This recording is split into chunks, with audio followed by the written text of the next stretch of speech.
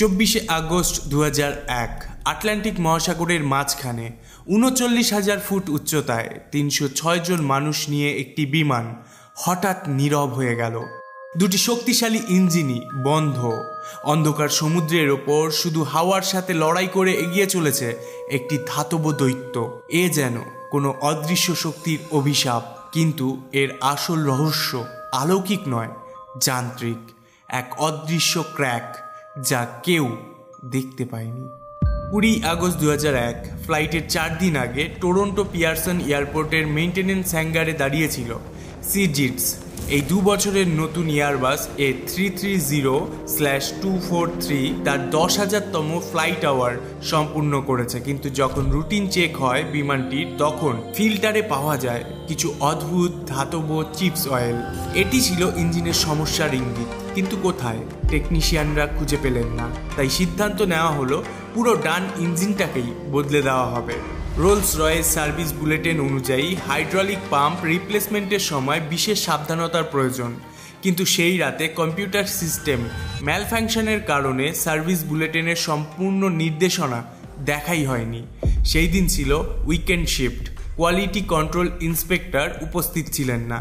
এমতো অবস্থায় টেকনিশিয়ান ভুল পার্টস ব্যবহার করলেন, একটি 3 ইঞ্চি পাইপ, যা পরবর্তীতে হাইড্রোলিক লাইনের সাথে ফিউল লাইনের সংঘর্ষ ঘটাতে থাকবে। কেউ জানতো না সেই রাতে বিমানটিতে ভুলবশত বসানো হয়েছিল একটি টাইম বোমা। 23শে আগস্ট 2001 টরন্টো পিয়ারসন এয়ারপোর্ট থেকে রানওয়ে 24L দিয়ে স্থানীয় সময় 8:52 ইউটিসি টাইম 12:52-তে সিজিটস নিজের 7 ঘন্টার যাত্রা শুরু করে। গন্তব্য লিসবন, পর্তুগাল।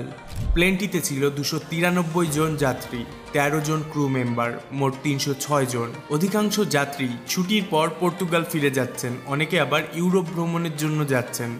তারা জানেন না এই রাতে তাদের জীবনের সবথেকে ভয়াবহ ও অলৌকিক অভিজ্ঞতার মুখোমুখি হতে হবে। বিমানটি 2 বছরের পুরনো এয়ারবাস A330/243। 17 মার্চ 1999 সালে এটি প্রথম ফ্লাইট নেয়। 362 সিটের কনফিগারেশনের এই বিমানে দুটি Rolls Royce tent 772B60 engine রয়েছে। প্রত্যেকটি ইঞ্জিন 316 কিলো নিউটন শক্তি উৎপন্ন করতে সক্ষম।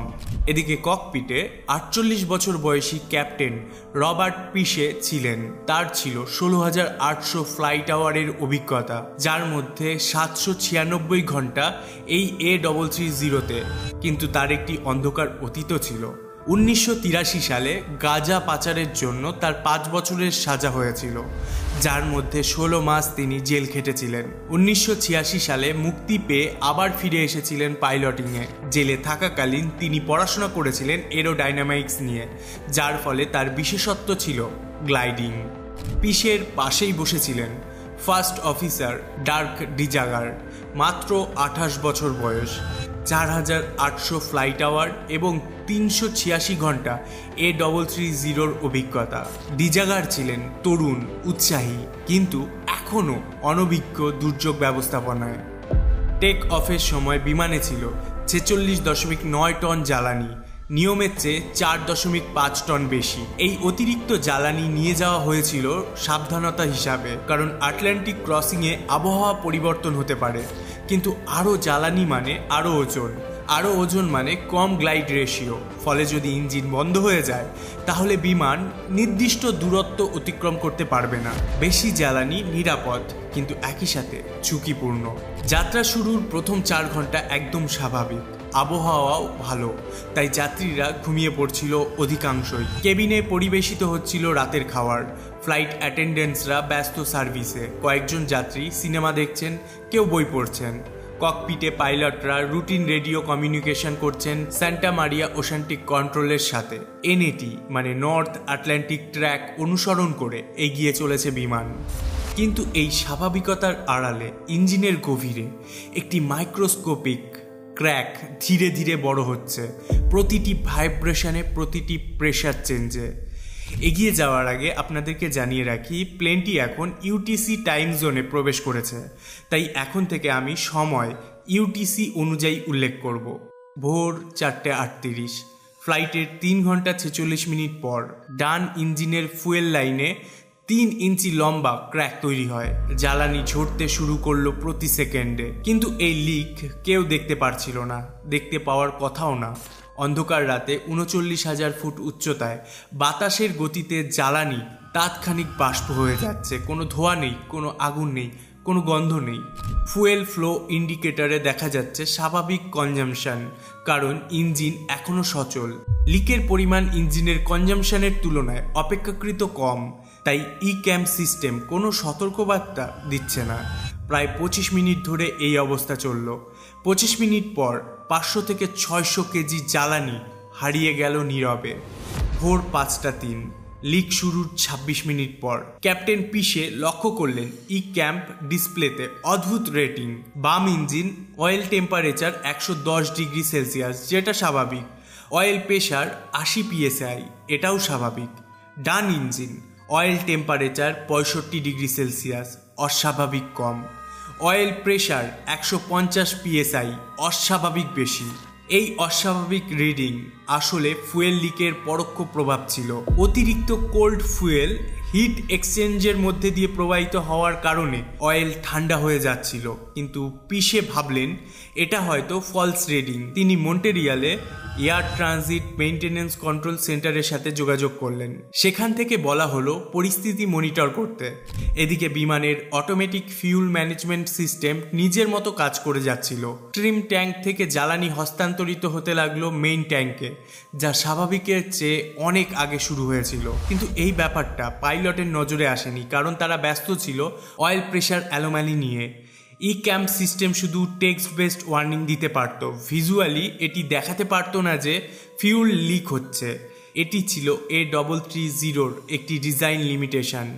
যাই হোক, 5:33 ক্যাম্প স্ক্রিনে উজ্জ্বল হয়ে ফুটে উঠল ফিউল ইমব্যালেন্স। বাম উইং ট্যাঙ্ক 9,500 কেজি, ডান উইং ট্যাঙ্ক 6,500 কেজি, অর্থাৎ 3,000 কেজি। এটা অস্বাভাবিক। A330-তে সাধারণত দুই ট্যাঙ্কের মধ্যে পার্থক্য 1,500 কেজির বেশি হয়ই না। ক্যাপ্টেন পিশে তৎক্ষণিক সিদ্ধান্ত নিলেন ক্রস ফিট ভ্যালু খুলে দিয়ে বাম ট্যাঙ্ক থেকে ডান ইঞ্জিনে জ্বালানি সাপ্লাই করা হবে। কিন্তু এখানেই হলো ভয়াবহ ভুল। ফিউল ইমব্যালেন্স চেকলিস্টে স্পষ্ট লেখা ছিল warning, if fuel lake suspected, accomplish fuel lake procedure first. কিন্তু পিশে চেকলিস্ট দেখলেন না, তিনি তার মনের থেকে কাজ করলেন। তার অভিজ্ঞতা বলছিল ইমব্যালেন্স ঠিক করবার জন্য ক্রস ফিট করতে হবে। কিন্তু তার যেটা ভাবা উচিত ছিল সেটা হলো ডান উইং ট্যাঙ্কে জ্বালানির পার্থক্য হলো কেন। এটা না ভেবেই তিনি ক্রস ফিট করলেন, ফলে লিকিং ট্যাঙ্কে আরও জ্বালানি পাঠালেন, ফলে লিক আরও দ্রুত হতে শুরু করলো। ক্রস ফিট ভ্যালু খোলবার পর লিক দ্বিগুণ হারে বাড়তে থাকে। এখন প্রতি মিনিটে প্রায় 100 থেকে 150 কেজি জ্বালানি হারিয়ে যাচ্ছে। ফিউল ট্যাঙ্কের লেভেল কমতে লাগলো ভয়াবহ গতিতে। 5:45, মোট জ্বালানি বেঁচেছিল 11,000 কেজি। প্রত্যাশিত 19,500 কেজির চেয়ে 8,500 কেজি কম। এই মুহূর্তে পিশে বুঝলেন লিসবন পৌঁছানো অসম্ভব। তৎক্ষণিক বিমানের পথ ডাইভার্ট করতে হবে। সব থেকে কাছের এয়ারপোর্ট আজোরেসের লাজেস এয়ারবেস, দূরত্ব 300 নটিক্যাল মাইল। 5:48, অবশেষে ক্যাপ্টেন পিশে বুঝলেন আর দেরি করা যাবে না। তাৎক্ষণিক রেডিওতে কল করলেন। উদ্বিগ্ন কণ্ঠে তিনি বললেন, সান্টা মারিয়া কন্ট্রোল, এয়ার ট্রানজিট 236 হেভি, আমাদের জরুরি ভিত্তিতে আজোরেসের লাজেস এয়ারপোর্টে যেতে হবে, জ্বালানি এমার্জেন্সি। এয়ার ট্রাফিক কন্ট্রোল তাৎক্ষণিক জবাব দিলেন, ট্রানজিট 236 হেভি, বুঝতে পেরেছি, সরাসরি লাজেসে যেতে পারেন, 35,000 ফুট উচ্চতায় নেমে আসুন। কিন্তু এখানেই ঘটল অদ্ভুত ব্যাপার। বিমানটি হঠাৎ 14 ডিগ্রি ভুল দিকে মোড় নিল। কেন? আসল সমস্যা ছিল অটো পাইলট সিস্টেমে। বিমানের কম্পিউটার ভুল পথ দেখাচ্ছিল ট্রু হেডিং এবং ম্যাগনেটিক হেডিংয়ের গোলমেলে। 2 মিনিট পর এয়ার ট্রাফিক কন্ট্রোল আবার কল করলো। ট্রানজিট 236 হেভি, আপনি 230 ডিগ্রি ম্যাগনেটিক হেডিংয়ে যান। কিন্তু ক্যাপ্টেন পিশে জবাব দিলেন না। কেন? তিনি তখন ব্যস্ত ছিলেন জীবন মৃত্যুর হিসাব কষতে। কত জ্বালানি বাকি, কত দূর যেতে পারবেন, লাজেস পৌঁছানো আদৌ কি সম্ভব? প্রতিটি সেকেন্ড গুরুত্বপূর্ণ, প্রতিটি ভুল হতে পারে শেষ ভুল।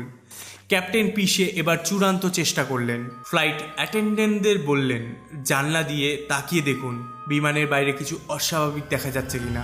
কিন্তু 29,000 ফুট উচ্চতায় ঘুটঘুটে অন্ধকার রাতে কী বা দেখা যাবে? তার উপর জ্বালানি বাষ্প হয়ে গেলে কোনো দৃশ্যমান চিহ্ন থাকেই না। ক্রুরা ফিরে এসে জানায় যে কিছুই দেখা যাচ্ছে না। 5:08 হঠাৎ স্ক্রিনে জ্বলে উঠল লো লেভেল চূড়ান্ত সতর্কবার্তা। দুটি ট্যাঙ্কেই জ্বালানি প্রায় শেষ, প্রতিটি ট্যাঙ্কে মাত্র 1,600 কেজি জ্বালানি বাকি, মানে মোট জ্বালানি 3,300 কেজিরও কম। এদিকে গন্তব্যে পৌঁছাতে লাগবে প্রায় 30 থেকে 40 মিনিট। পিশে এবার নিশ্চিত হলেন এ এক মরণ ফাঁদ। সকাল 6:13 ফার্স্ট অফিসার ডিজাগার চিৎকার করে বললেন, ডান ইঞ্জিন বন্ধ হয়ে গেছে, জ্বালানি শেষ। ডান ইঞ্জিনের আগুন নিভে গেল। এখনও গন্তব্য 150 নটিক্যাল মাইল দূরে। তাৎক্ষণিক বিমান নামতে লাগলো 33,000 ফুটে। একটি ইঞ্জিন দিয়েই উঠতে হবে এখন। বাম ইঞ্জিনের উপর চাপ বেড়ে গেল। ডিজাগারের কণ্ঠ দৃঢ়, কিন্তু ভেতরের আতঙ্ক নিয়ে কন্ট্রোল রুমে জানালেন, মেডে মেডে মেডে, এয়ার ট্রানজিট 236 হেভি, আমাদের ইঞ্জিন বিকল, লাজেসের দিকে যাচ্ছি। এয়ার ট্রাফিক কন্ট্রোল সাথে সাথে জবাব দেন, বুঝতে পেরেছি, অনুমতি দেওয়া হলো। সকাল 6:26 ডিজাগারের দৃঢ় কণ্ঠ কন্ট্রোল রুমে জানান দিল, বাম ইঞ্জিনও বন্ধ হয়ে গেছে। বিমানের নিজস্ব কোনো শক্তি নেই, সম্পূর্ণ বিমানটি এখন গ্লাইড করছে। 33,000 ফুট উচ্চতা, গন্তব্য থেকে এখনও 65 নটিক্যাল মাইল দূরে। কোনো ইঞ্জিন নেই, কোনো বিদ্যুৎ নেই, কোনো হাইড্রোলিক নেই, শুধু একটি ছোট্ট যন্ত্র, র্যাম এয়ার টারবাইন, হাওয়ার শক্তিতে সামান্য বিদ্যুৎ তৈরি করে প্রয়োজনীয় যন্ত্রগুলো চালু রেখেছে। সকাল 6:31 অক্সিজেন মাস্ক নেমে এলো। কেবিনে চাপ নেই, বাতাস নেই। যাত্রীরা বুঝতে পারলেন কিছু ভয়াবহ ঘটেছে। ঘোষণায় শুধু বলা হলো কিছু প্রযুক্তিগত সমস্যা হয়েছে। ফ্লাইট অ্যাটেন্ডেন্টরা যাত্রীদের শেখাতে লাগলেন কিভাবে বসতে হবে, লাইফ জ্যাকেট কোথায়, জরুরি দরজা কোনগুলো। অন্ধকার কেবিনে শুধু জরুরি আলো, ভয়ার্ত চোখ, নীরব প্রার্থনা। A330 বিমানের গ্লাইড অনুপাত 19.1, মানে 1,000 ফুট উচ্চতায় 19,000 ফুট এগিয়ে যেতে পারে। প্লেনটি যেহেতু 33,000 ফুট উচ্চতায় অবস্থান করে আছে, তাই থিওরিটিক্যাল ম্যাক্সিমাম গ্লাইড ডিস্টেন্স হবে 33 × 19 সমান 6,27,000 ফুট, প্রায় 102 নটিক্যাল মাইল। অর্থাৎ খাতায় কলমে প্লেনটি গ্লাইড করতে করতে লাজেসে টেক অফ করতে পারবে, কিন্তু বাস্তব ছিল ভিন্ন। কোনো ফ্ল্যাপ নেই, কোনো স্পয়লার নেই, কোনো রিজার্ভ থ্রাস্ট নেই, নাকের চাকা ঘোরানো যাচ্ছে না, শুধু লেজের পাতা আর দিক নির্দেশক নিয়ে বিমানটিকে নিয়ন্ত্রণ করতে হচ্ছে। এখানেই কাজে এলো পিশের অতীত অভিজ্ঞতা। জেলে থাকাকালীন সময়ে তিনি গ্লাইডার বিমানের বায়ুগতিবিদ্যা নিয়ে গভীর পড়াশোনা করেছিলেন। তিনি জানতেন 4টি মূলনীতি। সর্বোত্তম গ্লাইড গতি বজায় রাখতে হবে, অতিরিক্ত উচ্চতা নষ্ট করতে হবে, হাওয়ার হিসাব রাখতে হবে, অবতরণের সময় গতি নিয়ন্ত্রণ করতে হবে। যে মানুষটির অন্ধকার অতীত ছিল, সেই অতীতের জ্ঞানী আজ 306 জনের জীবন বাঁচাবে। কিন্তু প্রশ্ন থেকে যায়, এই গণিত কি যথেষ্ট হবে মৃত্যুর বিরুদ্ধে লড়তে? 6:26 থেকে 6:45, মানে 19 মিনিট। বিমানে একমাত্র শব্দ, হাওয়ার সাথে বিমানের ঘর্ষণ। ককপিটে শুধু র্যাটের সামান্য electric power. Primary flight display কাজ করছে মিনিমাল মোডে। রেডিও কমিউনিকেশন চালু। এমন সময় লাজেস এয়ারপোর্টের কন্ট্রোল টাওয়ার থেকে আওয়াজ এলো, ট্রানজিট 236, আমরা আপনাদের রাডারে দেখতে পাচ্ছি। আপনারা এয়ারপোর্ট থেকে 8 মাইল দূরে দক্ষিণ পশ্চিম দিকে আছেন, উচ্চতা 11,000 ফুট। ক্যাপ্টেন পিশে সাথে সাথে জবাব দিলেন, বুঝতে পেরেছি, আমরা বাম দিকে 360 ডিগ্রি ঘুরছি উচ্চতা কমানোর জন্য।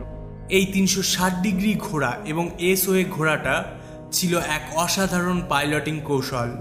আসলে কি হয়েছিল, পিশে বুঝতে পেরেছিলেন তার হাতে অতিরিক্ত উচ্চতা আছে, কিন্তু এই উচ্চতা অপচয় করতে হবে খুবই সাবধানে। যদি খুব তাড়াতাড়ি নামেন, বিমানের গতি বেড়ে যাবে, নিয়ন্ত্রণ হারিয়ে ফেলবেন। আর যদি খুব ধীরে নামেন, দূরত্ব কমে যাবে, এয়ারপোর্ট পৌঁছানোই যাবে না। তাই তিনি করলেন কি, বৃত্তাকার ঘোড়া আর এস আকারে বাঁক নিলেন। এতে অতিরিক্ত উচ্চতা কমে গেল, কিন্তু বিমানের মূল্যবান শক্তি নষ্ট হলো না। এই কৌশল শুধু বইয়ে পড়ে শেখা যায় না, এর জন্য চাই বছরের পর বছরের অভিজ্ঞতা আর তাৎক্ষণিক সিদ্ধান্ত নেওয়ার ক্ষমতা। সেই মুহূর্তে পিশে প্রমাণ করলেন তিনি শুধু একজন পাইলট নন, একজন শিল্পী। লাজেস এয়ারবেসের মিলিটারি কন্ট্রোল রুমে তখন পুরো টিম রাডার স্ক্রিনের সামনে বসে আছে। তারা দেখতে পাচ্ছেন বিমানটি প্রতি মিনিটে 2000 ফুট করে নামছে। দ্রুত ক্যালকুলেশন করে তারা বুঝলেন এই গতিতে বিমান আর মাত্র 15 থেকে 20 মিনিটের মধ্যে সমুদ্রে পড়ে যাবে। কন্ট্রোলার জরুরিভাবে জিজ্ঞাসা করলেন, ট্রানজিট 236, আপনারা কি এয়ারপোর্ট দেখতে পাচ্ছেন? পিশে সাথে সাথে জবাব দিলেন, হ্যাঁ, আমরা রানওয়ে দেখতে পাচ্ছি। সকাল 6:45, রানওয়ে 10,000 ফুট দীর্ঘ। কিন্তু পিশে জানতেন স্বাভাবিকের চেয়ে অনেক বেশি গতিতে অবতরণ করতে হবে। কোনো ফ্ল্যাপ নেই, তাই বিমান আরও দ্রুত গতিতে স্টল করবে। কোনো স্পয়লার নেই, তাই লিফট কমানো যাবে না। কোনো রিভার্স থ্রাস্টও নেই, হাইড্রোলিকের চাপ অবশিষ্ট ছিল না। তাই ল্যান্ডিং গিয়ারকে নামানো হলো শুধুমাত্র মাধ্যাকর্ষণ শক্তির ভরসায়। টাচডাউন স্পিড ছিল 200 নট, স্বাভাবিকের চেয়ে 50% বেশি। রানওয়ের শুরু থেকে 1030 ফুট পর প্রথম স্পর্শ, কিন্তু বাউন্স। বিমান লাফিয়ে উঠল, পিশে নিয়ন্ত্রণ রাখলেন। দ্বিতীয়বার মাটি স্পর্শ করল 2800 ফুট পয়েন্টে। সর্বোচ্চ ব্রেকিং চালু, কিন্তু অ্যান্টি স্কিড সিস্টেম কাজ করছে না, ব্রেক মডিউল সিস্টেমও নেই। 8টি মূল চাকা লক হয়ে গেল, টায়ার ঘষতে লাগলো। মাত্র 140 মিটারের মধ্যে সব টায়ার পুরোপুরি ফুটো। চাকাগুলো ধাতব অ্যাক্সেল পর্যন্ত ক্ষয় হয়ে গেল। ধাতব চাকা রানওয়ের সাথে সংঘর্ষণে আগুনের ঝলকানি ছুটাতে লাগলো, কিন্তু তবুও ব্রেক প্রেশার বজায় রাখা হলো। 10,000 ফুট রানওয়ের 7,600 ফুট পয়েন্টে অবশেষে থামলো এয়ার ট্রানজিট ফ্লাইট 236। বাকি ছিল মাত্র 2,400 ফুট রানওয়ে। এইভাবে সেই যাত্রায় রক্ষা পেল 306 জন মানুষের জীবন। আটলান্টিকের মাঝখানে অন্ধকার রাতে কোনো ইঞ্জিন ছাড়া এই অসম্ভবটাই সম্ভব করেছিল দুই পাইলট। আজও এটি বিশ্বের দীর্ঘতম পাওয়ারলেস গ্লাইড ল্যান্ডিংয়ের রেকর্ড। কিন্তু এটা শুধু রেকর্ড নয়, মানুষের সাহস আর তার দক্ষতার এক অমর কাহিনী। পিশে হিরো হয়েছিলেন, কিন্তু তদন্তে তাকে আংশিক দায়ী করা হয়েছিল। অর্ডার অফ কানাডা পেয়েছিলেন, কিন্তু সমালোচনাও সহ্য করতে হয়েছিল। 2009 সালে তার উপর একটি ফিল্ম তৈরি হয়েছিল, পিশে the landing of a man. 2017 সালে তিনি শেষমেশ অবসর নেন। এখন মোটিভেশনাল স্পিকার হিসাবে কাজ করেন। এই বিমান দুর্ঘটনা যেমন রিয়েল লাইফে হিরো তৈরি করেছিলেন, তেমনি বিমান শিল্পেও বিপ্লব এনে দিয়েছিল। আর কখনো যেন এমন ভয়াবহ পরিস্থিতি না ঘটে, সেই জন্য 4টি বড় পরিবর্তন আনা হয়েছিল বিমান শিল্পে। প্রথমত, জ্বালানি পর্যবেক্ষণ ব্যবস্থা। এখন real time fuel leak detection system রয়েছে, মানে জ্বালানি লিক হওয়ার সাথে সাথেই পাইলটরা সতর্কবার্তা পাবেন। দ্বিতীয়ত, রক্ষণাবেক্ষণ নিয়ম। বর্তমানে প্লেনের গুরুত্বপূর্ণ সিস্টেমে কাজ করবার সময় কোয়ালিটি কন্ট্রোল ইন্সপেক্টর থাকা বাধ্যতামূলক, আর কোনো উইকেন্ডে একা কাজ করার সুযোগ নেই। তৃতীয়ত, ক্রু প্রশিক্ষণ। এখন সিমুলেটর ট্রেনিংয়ে গ্লাইডিং শেখাটা বাধ্যতামূলক। প্রতিটি পাইলটকে শেখানো হয় যদি 2টি ইঞ্জিন বন্ধ হয়ে যায় তাহলে কি করতে হবে। চতুর্থত, জরুরি সরঞ্জাম, উন্নত ব্যাকআপ পাওয়ার সিস্টেম। এখন বিমানে আরও শক্তিশালী এমার্জেন্সি পাওয়ার রয়েছে। ধারাবাহিকভাবে এভিয়েশন ইন্ডাস্ট্রিতে পরিবর্তন হতে থাকলেও এটা বলা যেতে পারে যে এই শিল্প সম্পূর্ণরূপে ত্রুটিমুক্ত নয়, বাকি সকল পরিবহন ব্যবস্থার মতোই। অতি সম্প্রতি আমাদের দেশের এয়ার ইন্ডিয়া ফ্লাইট 171-এর দুর্ঘটনা তার জলজান্ত একটি উদাহরণ। আপনাদের মধ্যে অনেকেই আমাকে এয়ার ইন্ডিয়া ফ্লাইট 117 নিয়ে ভিডিও বানাতে বলেছিলেন, কিন্তু দেখুন, দুর্ঘটনা সম্পর্কে আমরা সবাই অবগত। আমিও ছিলাম ব্রেকে, তাই তাৎক্ষণিক ভিডিও বানানো সম্ভব হয়নি। নতুন করে এখন এ বিষয়ে বলার কিছুই নেই। তবে এই ঘটনাটির তদন্ত শেষ হওয়ার পরে নিশ্চয়ই অদ্ভুত দশে এয়ার ইন্ডিয়া ফ্লাইট 171-এর সাথে কি হয়েছিল, কার দোষ ছিল এর পেছনে, তা নিয়ে ভিডিও আসবেই। তাই অবশ্যই চ্যানেলটিকে সাবস্ক্রাইব করে বেল আইকনটিতে প্রেস করে নেবেন। বেল আইকনটিতে প্রেস করতে ভুলবেন না। আজ এইটুকুই, দেখা হচ্ছে নেক্সট ভিডিওতে। সর্বশেষে সুস্থ থাকুন, খুশিতে থাকুন।